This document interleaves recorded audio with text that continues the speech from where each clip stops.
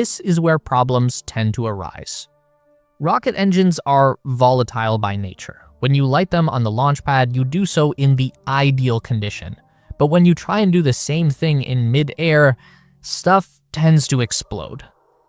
Check out the second test flight of the SpaceX Starship. The booster was going to attempt a soft water landing, just like what we saw with Falcon 9.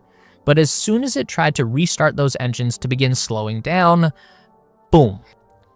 Unfortunately, this is the kind of thing that you can only test by doing it live.